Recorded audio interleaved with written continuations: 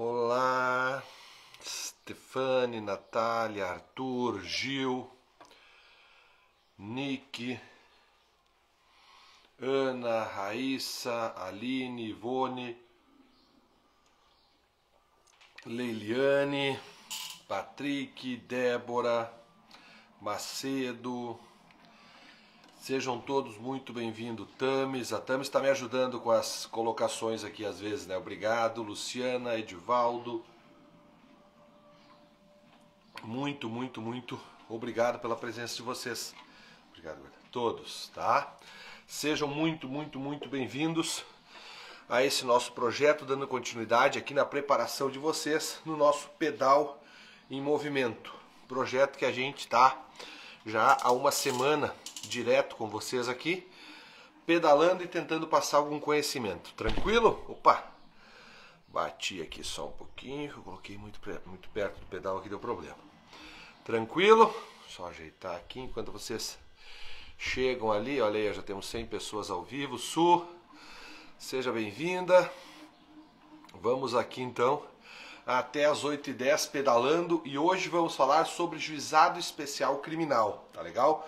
Vamos tecer alguns comentários na preparação de vocês para a primeira fase e também para concurso público, falando sobre o juizado especial criminal, tranquilo?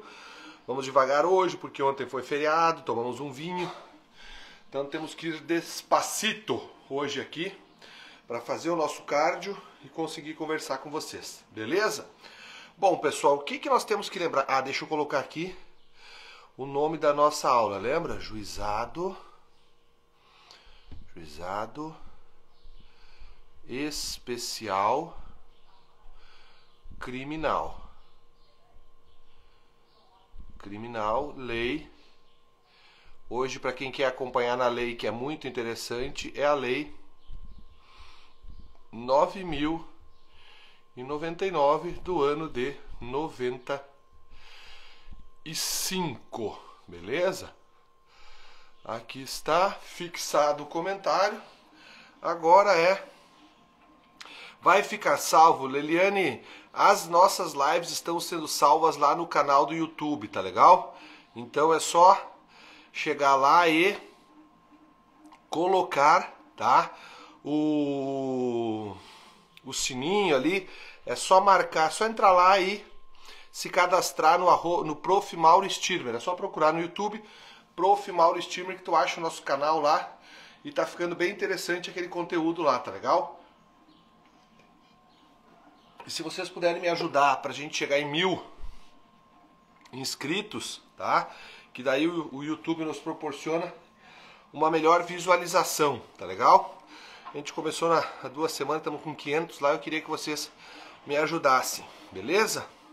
Indo me cadastrar, obrigado, eu que agradeço, Liliane. Vamos lá, galera, então, entramos então no conteúdo e vamos falar sobre o Juizado Especial Criminal. O que é o GCRIM, pessoal? O GCRIM nada mais é do que o Brasil aderir à Justiça Penal Consensual. Não subiu ainda, Arruda, porque eu não estava em casa. Tá, mas eu vou subir depois da aula. Eu já subo de ontem, tá? Ele tá aqui no Instagram, mas aqui é ruim de assistir gravado, então ele vai subir. Fica tranquilo que daqui uma meia hora, uma hora já vai estar lá. Bom, olha só, pessoal. O GCRIM, ele é a Justiça Penal Consensual, a Justiça Penal de barganha, beleza? E por que nós temos Juizado Especial Criminal? Porque a Constituição, o Constituinte, ele determinou que isso acontecesse lá no artigo 98, inciso 1º da Constituição Federal. Então, a Lei 9.099, ela vem então a regulamentar a justiça penal negociada no Brasil, beleza? E cada vez essa justiça toma mais forma, cada vez ela toma mais corpo, cada vez ela é mais incorporada. Querem ver um exemplo? O exemplo seria o ANPP. O ANPP é também uma espécie de justiça penal. O ANPP é uma espécie de justiça consensual, direito penal de barganha. Então, a justiça consensual, ela tem força, ela ganha corpo no Brasil com a edição Alexandre, é Mauro Stirmer, tá? É só colocar no YouTube Mauro Stirmer, Prof. Mauro Stirmer, que tu vai pro canal, tá legal? Só colocar o meu nome lá. Bom, então, a partir de 95, nós passamos a ter a possibilidade de uma negociação entre o órgão de acusação Ministério Público, a defesa, e isso tudo passou a ser analisado pelo juiz. Tranquilo? E o que surge então com a Lei 9.099? Primeiro, a competência da lei. A Lei 9.099, ela passa a julgar e ela traz o conceito para nós de infração de menor potencial ofensivo. As infrações de menor potencial ofensivo, logo que a lei surge, elas eram aqueles que o crime era de até 1 ano. Cuidado com isso, tá? Logo que surge a lei, a infração de menor potencial ofensivo, ela era aquela cuja pena máxima era 1 ano. Depois, nós passamos a ter um incremento nesse conceito, de modo que passamos a considerar infração de menor potencial ofensivo todas as contravenções e aqueles crimes cuja pena máxima não exceda a 2 anos. Então, segundo o artigo 61, tá? Começou agora, Nalu. Segundo o artigo, ela começa sempre 7,6. Segundo o artigo 61, tá? Considera-se infração de menor potencial ofensivo que é julgado no GCRIM todas as contravenções e os crimes cuja pena máxima não exceda a 2 anos. Isso tem que levar para a tua prova. Beleza. Mauro, e agora? Lembra que eu falei ontem, larga o celular que eu vou separar vocês dos outros? Este é o momento. Este é o momento inicial da aula em que eu vou falar algo muito importante para vocês. Tá? O que já está anotado no caderno de vocês até agora?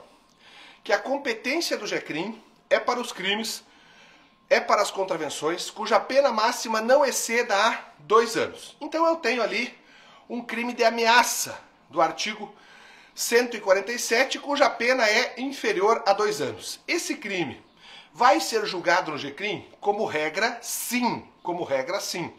Agora, cuidado e muita atenção. Existem 3 situações, e aí eu quero que a Tamires, que está me ajudando aqui, anotem para mim. São 3 situações em que pese, embora o crime tenha uma pena inferior a 2 anos, ele não vai ser julgado no GCRIM. Primeira situação. Quando a causa for complexa. Imaginem uma ameaça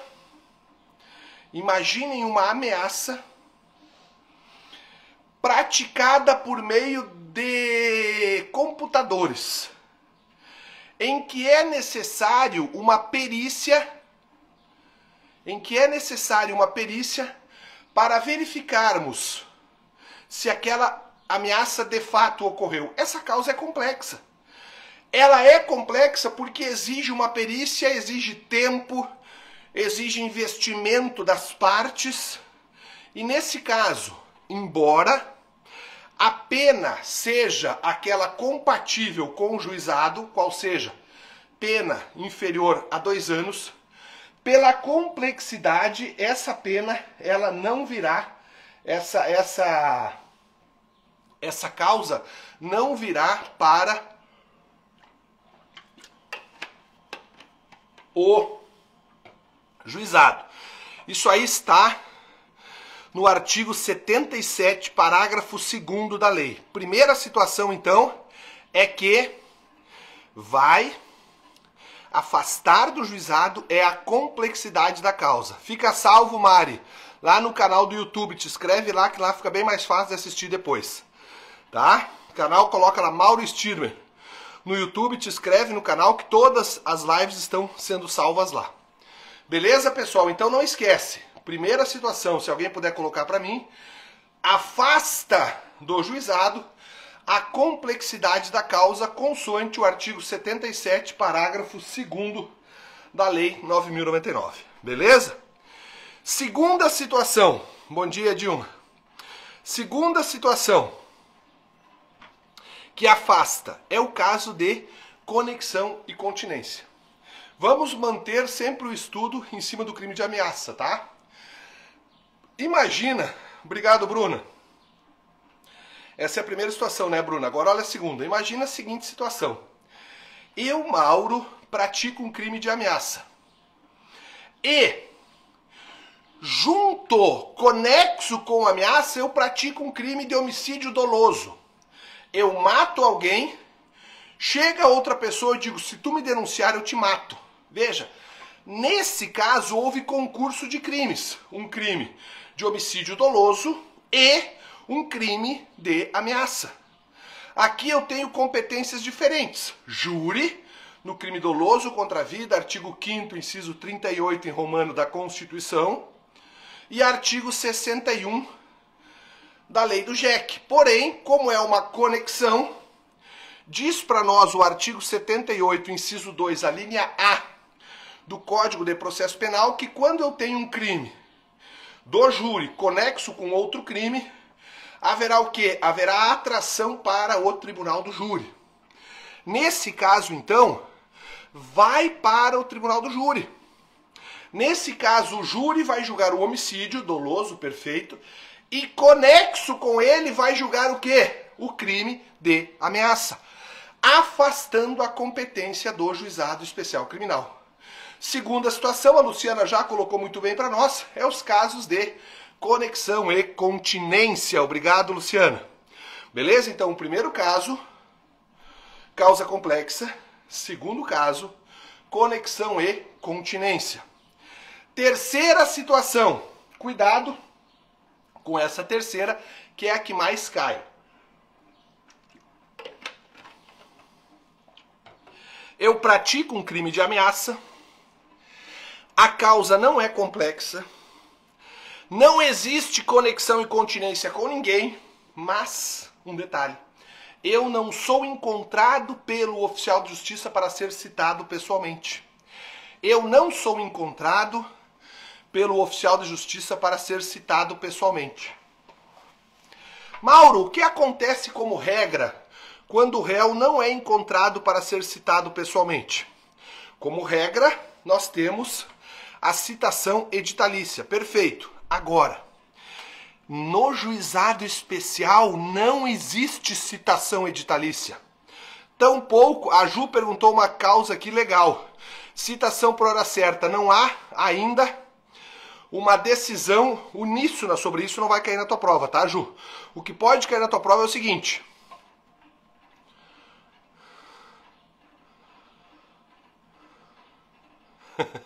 Ah, Tamires, tá? Olha só, a competência, tá? Desculpa, a citação por hora certa, ela é lá do rito ordinário, tá? Existe muita discussão se aplica ou não no juizado especial criminal. Eu tenho minhas ressalvas quanto a isso, tá? Mas não vai cair na prova isso.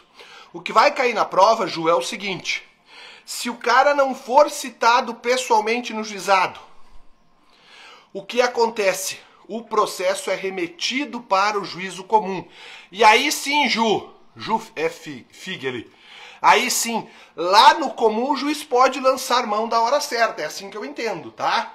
Mas no juizado especial, tá? Não há citação por hora certa. Essa é a regra, tá?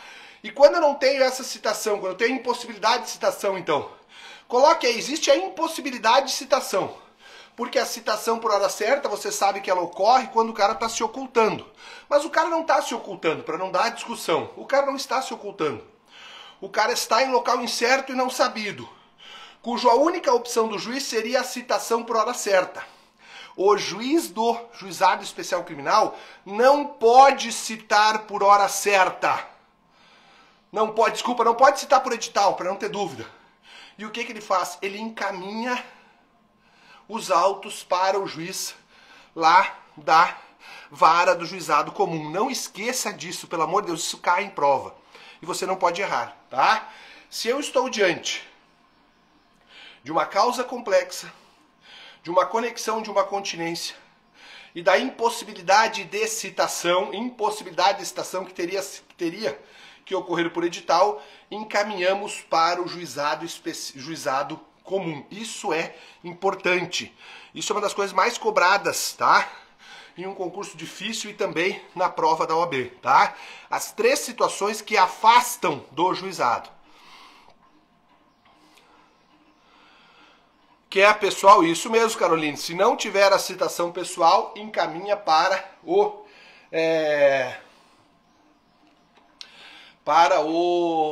juizado especial, para o juízo comum, tá? E lá no juízo comum, anota isso, lá no juízo comum, eu tenho o rito ordinário, o rito sumário e o sumaríssimo da nossa lei que estamos estudando, né? Qual é o rito que é adotado lá no juízo comum? Anota, por favor. Quando os autos são enviados para o juízo comum, porque o réu não foi encontrado para ser citado, é o melhor exemplo, ele segue o rito sumário do artigo 538. Anota isso. Quando encaminhamos para o rito ordinário e o juiz do rito ordinário vai seguir o processo, qual é lá no comum ordinário, lá no comum que ele segue? Ele segue o comum sumário por força do artigo 538 do Código de Processo Penal, tá? Sumário, perfeito, Ju. Sumário, lê para nós o artigo 538 do Código de Processo Penal, que ele é literal ao falar da adoção deste rito. O rito sumário, ele começa do artigo 531 e vai até o artigo 538 do Código de Processo Penal. Beleza? Bom, um detalhe aqui, um detalhe. Imaginem que um prefeito, aqui também vamos separar vocês dos outros, presta muita atenção. Imaginem que um prefeito tenha ameaçado outra pessoa, e não é um crime eleitoral, tá? É um crime comum, tá? Repetiu o que, Eduarda? Eu tô aqui falando já há 17 minutos, deve ser o pedacinho final, né? Se o processo sai do GCRIM e vai para o rito comum, ele adota o rito comum sumário, tá? Por força do artigo 538 do Código de Processo Penal. Se ele vai do GCRIM para o rito comum, ele adota o rito comum sumário, por força do artigo 538 do CPP. Beleza? Me dá o feedback aí, Eduarda, se era isso mesmo. Tá? Beleza? Beleza. O Tássio, era isso, Tássio? Deixa só a Eduarda dar ok ali. Rito comum, isso, Sueli, obrigado. Rito comum sumário. Artigo 538, tem que dar uma lida depois, tá? Tudo certo? O Eduardo perguntou e não respondeu. Isso, beleza. Vamos lá. Pessoal, cuidado agora com um detalhe. Anotem isso. Olha só, qual é a regra para julgar o prefeito? Vamos pegar o prefeito. O prefeito, ele, quando pratica um crime comum, tá? Ele é julgado pelo Tribunal de Justiça do Estado em que ele trabalha. O prefeito, por força do artigo 29, inciso 10 da Constituição Federal, ele é julgado pelo Tribunal de Justiça do Estado em que ele trabalha. Beleza? Onde eu encontro isso, Mauro? Tu encontra isso no artigo 29, inciso 10 da Constituição Federal, que diz assim: o prefeito será julgado pelo tribunal. E aqui um detalhe, só fazer um recorte, tá? O prefeito pratica um crime comum, é o Tribunal de Justiça do Estado. O prefeito pratica um crime federal, é julgado no TRF, com competência sobre aquele estado. O prefeito pratica um crime eleitoral, é julgado pelo Tribunal Regional Eleitoral daquele estado. Fecha o parênteses, volta para mim. Se o prefeito pratica um crime de ameaça, ele ameaçou um secretário dele se não fizesse tal coisa. Houve um crime de ameaça. O crime de ameaça é julgado, como regra, no juizado especial criminal. Porém, aqui eu tenho o quê? Uma exceção. Por quê? Porque foi praticado pelo prefeito. E o prefeito é julgado no Tribunal de Justiça. Anota isso. O Tribunal de Justiça continua competente para julgar o prefeito. Ótimo. Vírgula. Mas poderá lançar mão, ou seja, poderá usar a Lei 9.099. Olha que interessante. Quem tem foro por prerrogativa de função? O prefeito, o deputado, o senador, o governador. Tá? Imagine que um governador pratique um crime de ameaça. O governador, por força do artigo 105, ele é julgado no STJ.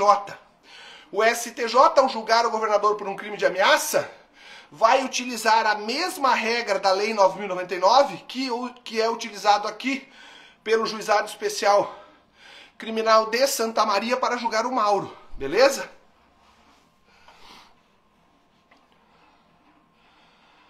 A regra para julgar o prefeito é o TJ. Isso. Isso, tá? Se o crime de ameaça em regra seria do GCRIM. Exato. Só que vai continuar sendo julgado, Lívia, pelo TJ, mas ele vai utilizar as regras da Lei 9.099. Perfeito, Lívia, perfeito. Obrigado. Bom, entendemos isso. Até agora tem muito conteúdo bom aí, hein? Anotem isso, tenha certeza que sim.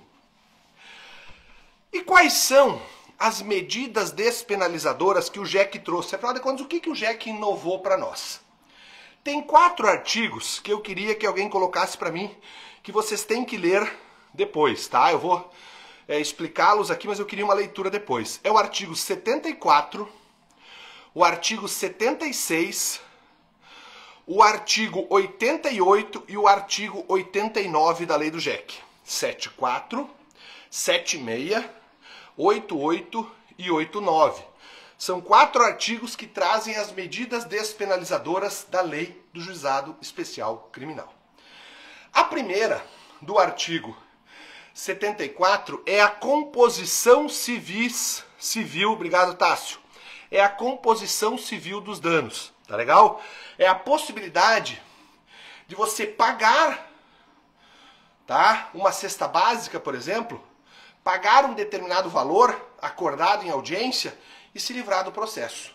É a composição civil dos danos que você causou, tá? Para alguém. Composição civil dos danos, é a primeira. Segundo, o 76 é o que mais cai. É a transação penal. Aqui a transação penal é a excelência do direito penal de barganha. É a medida despenalizadora por excelência. Por quê? Porque aqui há uma negociação. Uma negociação entre quem, Mauro? Entre o órgão acusador e a defesa. E quando que ela cabe? Como é que ela funciona? Olha só, é simples isso aqui, tá? Pode ser serviço comunitário, Tássio, mas aí não. Serviço comunitário espera que é a transação penal agora. Lá no primeiro eu falei que é pagar.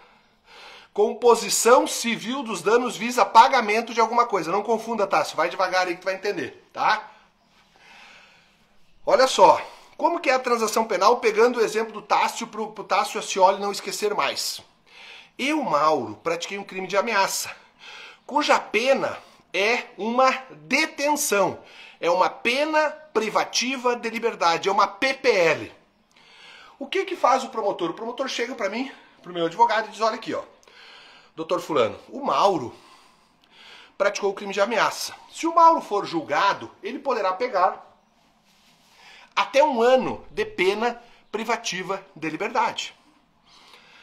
Eu ofereço para vocês a substituição por uma pena restritiva de direito.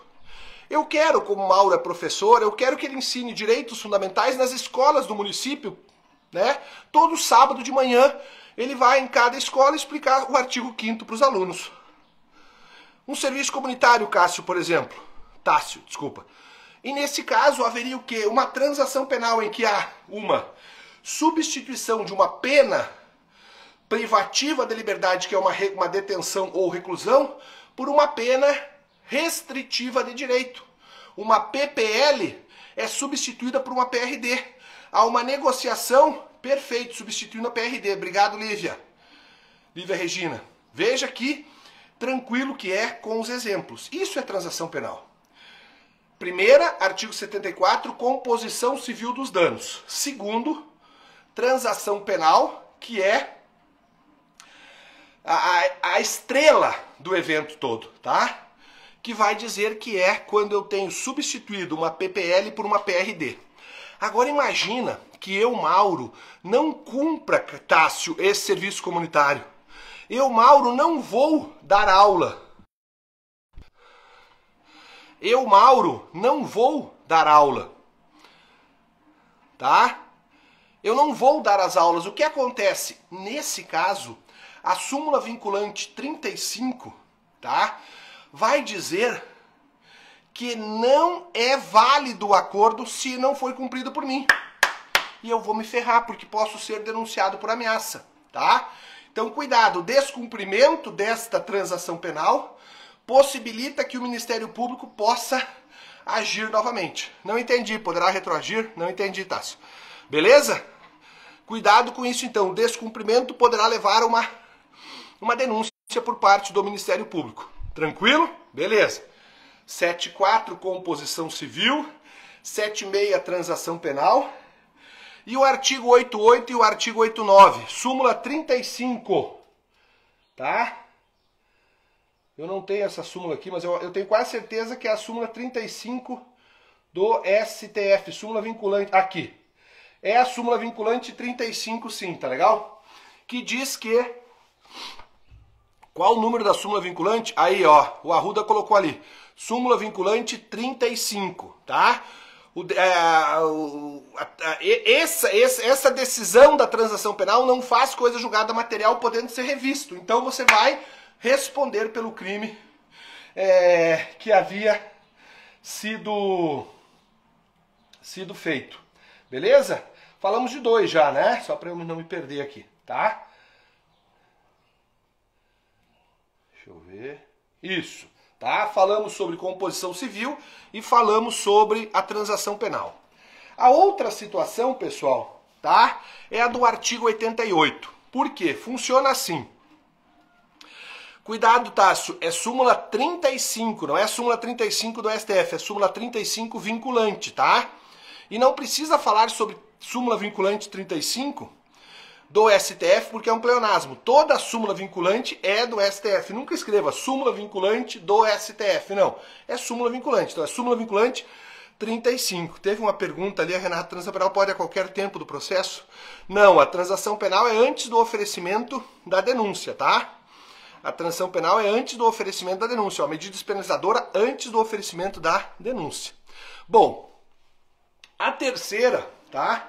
A terceira é a prevista no artigo 88, que vai dizer o quê? Vai dizer o seguinte: não há, tá, mais a possibilidade de alguém entrar com uma ação penal pública incondicionada na lesão corporal, tá, entre homens. E vocês vão entender por que entre homens. Quem assistiu a aula de ontem já está fazendo as ligações, tá? Olha só.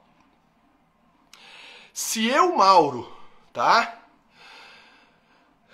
não pode ser reincidente. Isso, eu não tenho como aqui entrar uma... Eu pedi para você fazer a leitura de 74, lembra? De 76 e lá vai constar isso, tá? Eu não consigo abarcar tudo que tá lá, tá legal? Senão eu fico só no... A pergunta do UMAN, ela vai ser respondida pela leitura que vocês se comprometeram comigo a fazer do artigo 76. Lá tem as exigências da transação penal. Eu expliquei o instituto e pedi que vocês fizessem a leitura. É rápida, UMAN, e bem objetiva essa leitura, não vai te tomar nem 3 minutos depois que acabar a live. Beleza? Mas vamos lá, olha só.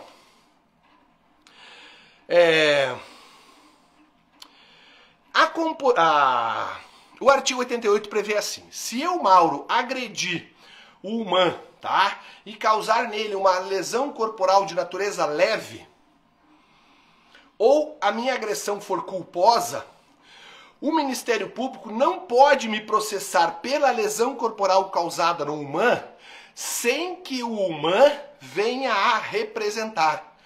Então é a terceira medida despenalizadora a exigência de representação para os casos de lesão corporal leve e lesão corporal culposa. Eu tenho 220 pessoas me assistindo. Tenho certeza que essas aqui, algumas me acompanham desde segunda-feira. Coloca para mim aí qual é a exceção que eu tenho a esse artigo 88. Qual é a exceção que eu tenho a esse artigo 88? Em que a lesão corporal leve ou culposa é de ação penal pública incondicionada. Quando que a ação penal pública é incondicionada? Não se aplicando o artigo 88. Vamos lá, eu já falei isso para vocês um monte de vezes. Maria da Penha, parabéns. Olha aí como tá dando certo as nossas aulas. Olha só que orgulho. Que orgulho. Beleza, súmula 542. Súmula 542 vai dizer que a Lei Maria da Penha e o artigo 88 não se fecham. Quando for violência de gênero, qualquer lesão corporal é incondicionada. O Ministério Público não precisa pedir nada para ninguém. Por quê? Porque ele vai proteger a mulher. Olha aí que orgulho. Vale muito a pena acordar cedo e ficar pedalando com vocês aqui, meu. Muito, muito, muito obrigado. Ah, Mauro, eu não assisti essa live. Tá lá no YouTube, tá? Melhor de você assistir lá do que aqui no Instagram. Porque aqui a gente não consegue acelerar o vídeo, é uma porcaria, lá é melhor, tá? Bom, vamos lá. Show, Cris, obrigado. A Cris Blanco colocou ali, ó, exceção Maria da Penha, súmula 542. Beleza, show de bola. E qual é a última medida despenalizadora? Olha, vai dar bem tempo que eu quero. Qual é a última medida despenalizadora? É o artigo 89. O artigo 89 prevê a suspensão condicional do processo. E aí funciona assim, presta atenção agora. Ela vai subir daqui a pouquinho, brechó jeito de lei, tá? Vai subir daqui a pouquinho, tá? Mas hoje até às 10 horas eu subo ela, tá? É o tempo de eu tomar uma ducha e ir pro escritório e eu já subo. Olha só, presta atenção. A Lei 9.099 trouxe a suspensão condicional do processo. E aqui a galera confunde muito. Eu ia te pedir para largar o celular agora, mas de repente cai o celular que está assistindo a live. Mas eu vou te pedir muita atenção, tá? Existem dois tipos de suspensão no direito brasileiro. A suspensão do processo e a suspensão da execução da pena. A suspensão da execução da pena está no artigo 77 e seguintes do Código Penal, que é o chamado sursi. É o chamado sursi, tá? A suspensão condicional do processo, que não é sursi, porque sursi tem uma origem franco-belga, vem da França, para nós o sursi é suspensão, então não tem nada a ver com a suspensão do processo, foi trazida pela lei... Oi, Mari. Foi trazida pela Lei 9.099 de 95. Então funciona assim. Lá na execução da pena, tá? O cara é condenado e a pena que ele ia cumprir de até 2 anos é suspensa por 4 anos. Se ele fizer alguma merda, ele volta a cumprir a pena. Ele já está condenado. No juizado especial criminal, não. Eu não suspendo a pena porque não há pena ainda. Eu suspendo o quê? O próprio processo. Funciona assim, o promotor oferece a denúncia e anexo com essa denúncia, ele oferece um termo de suspensão do processo. Dizendo, olha, juiz, o Mauro é um cara bom, ele preenche até os requisitos num eventual sursi, tá? Ele não é reincidente, os antecedentes são legais. E o crime tem pena mínima, cuidado, pena mínima inferior a 1 ano. E não interessa a pena máxima, essa suspensão cabe até mesmo para crimes fora do G-Crime. O crime tem a pena de 1 ano e a pena máxima de 4 não é do G-Crime. Por quê? Porque o G-Crime a pena máxima é de 2. Mas esse instituto não vai olhar para a pena máxima, vai olhar para a pena mínima. E é possível. E o promotor, então, propõe a suspensão do processo. Esta suspensão do processo é o quê? O processo não vai andar, ele vai ficar paradinho. E você vai ter um período de prova de até 4 anos para fazer tudo aquilo que ficou acordado nesta suspensão. Uma vez Cumprido esse prazo, extingue o processo. Mas não confunda, a suspensão do processo é diferente da suspensão da execução da pena. Suspensão do processo, Lei 9.099, artigo 889. Suspensão da execução da pena, o chamado sursi, artigo 77 do Código Penal. Qual é a pena que eu vou considerar aqui? A pena em abstrato, mas considerando as causas de aumento e principalmente as causas de diminuição da pena, tá? Isso aí o Nidal explica para vocês lá, não consigo explicar agora aqui, rapidinho, tá? Mas é considerando a pena em abstrato fixada ao crime, é isso mesmo, Tássio, tá? Beleza? Não esqueçam então a diferença da suspensão e aqui outra coisa interessante, olha só. Na lei, tá? Aquela prevista em lei, a suspensão condicional do processo, não se aplica a Lei Maria da Penha. Não me recordo a súmula aqui, mas não se aplica. A suspensão condicional do processo, o artigo 89 da Lei 9.099 de 95, não se aplica a Lei Maria da Penha. Agora, anota isso, o sursi, a suspensão da execução da pena se aplica ao sursi. Oi, Cris, beijo. Tá? A suspensão do processo não se aplica à Lei Maria da Penha. Agora, a suspensão da execução da pena se aplica sim.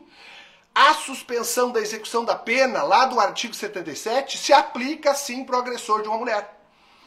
Ele vai ser condenado, mas vai ter o direito a, dependendo da pena que ele recebeu, ficar suspenso, tá? A suspensão condicional do processo não se aplica à Lei Maria da Penha. Já no sursi se aplica. Beleza, beleza, beleza, beleza. Ganhei o dia ali. Tranquilo? Bom, pessoal, sinceramente, era isso que eu queria falar para vocês, tá? Que tem mais a ver comigo, tá? Com as minhas aulas, tá? Só eu queria chamar a atenção para a apelação. Cuidado quando se fala da apelação, tá legal?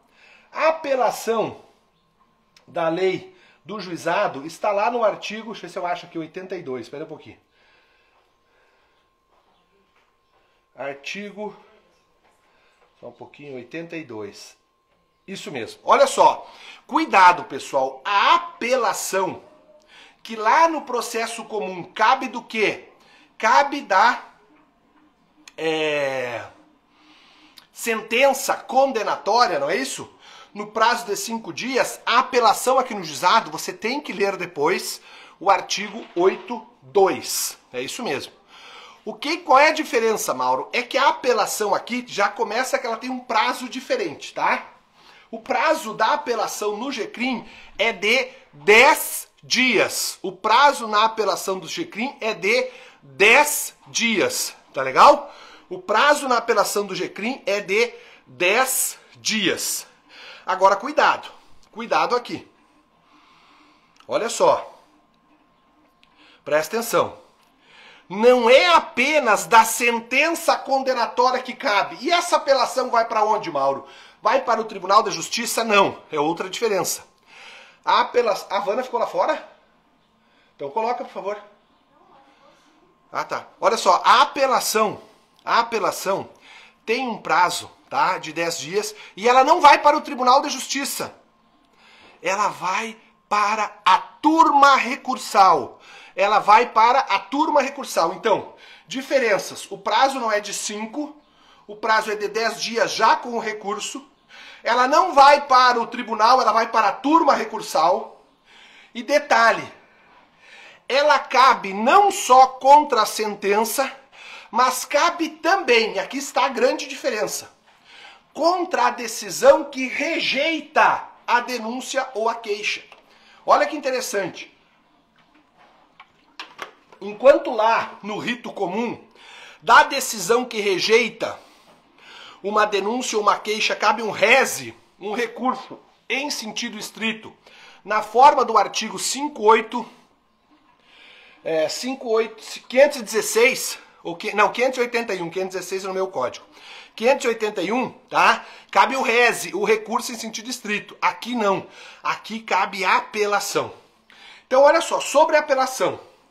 As diferenças. O prazo não é de 5, é de 10 dias. Ela não vai para o TJ, mas vai para a turma recursal. Ela já vem com as razões. E ela cabe também contra a sentença condenatória e contra a decisão que rejeita a denúncia ou a queixa, beleza? Essas diferenças aí tem tudo para vir para vocês, tranquilo? Bom, acho que era isso, deu? O horário? 40 minutos e 31 segundos. Muito obrigado pela audiência de vocês aqui.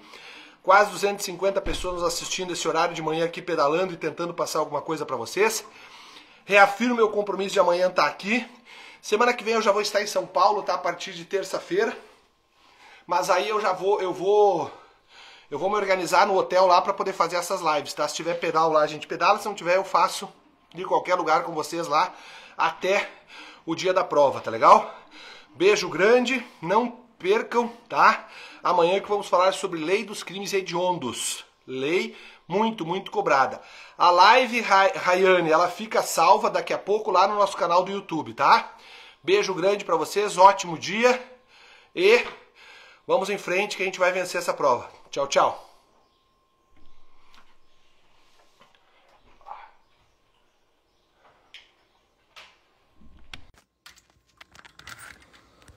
Vai fazer agora, né?